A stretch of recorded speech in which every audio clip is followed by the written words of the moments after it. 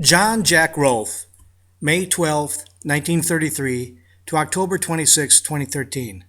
Written by his grandson Dan Rolfe. My grandpa was a humble man. He never liked to be the center of attention. He was a man who loved his family. I remember him saying the greatest days of his life were when his son Steve and daughter Sandra were born, along with all of his grandchildren. Grandpa was a Christian man who read his Bible and prayed to the Lord every day. Grandpa was also close friends with many people. I remember when I was young, I'd be out in his garage with him after school, and friends of his would stop by. They'd stop to talk or ask him to fix something or ask him to make something. That's just the type of person Grandpa was. Grandpa was a simple, genuine man who enjoyed doing things for people. He'd drop what he was doing and would help anybody. It also helped that the man knew how to do and fix everything he laid his hands on. Grandpa always seemed to be involved with different organizations, including planning and running things in Eagle. He was an avid member of the Eagle American Legion. He served in the U.S. Army from 1953 to 1955. He held the position of past commander of the post, and he organized and ran the Legion-sponsored softball tournaments held in late August every year. He was a member of the Eagle Fire Department for 40 years, in which he held the position of Fire Chief of Eagle for 12 years.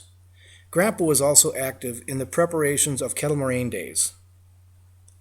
In the late 60s, he and a few close friends from the fire department traveled to South Dakota to pick up some greyhounds for the greyhound track that Grandpa built for the greyhound races that used to go on at Kettle Moraine Days. While in South Dakota, he met and brought home another best friend, Kelly the greyhound. Kelly became a big part of the family in the late 60s and 70s.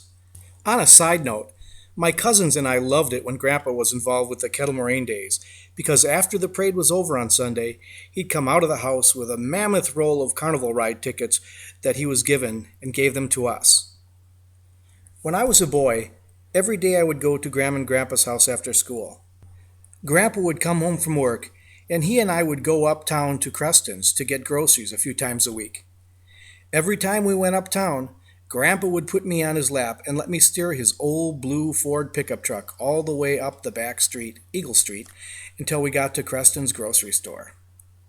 My cousin Kevin and I used to spend the night together a lot at Grandpa and Grandma's house, and every time we did, Grandpa would take us out for breakfast the next morning at Uncle Don's Drive-In, JJ's.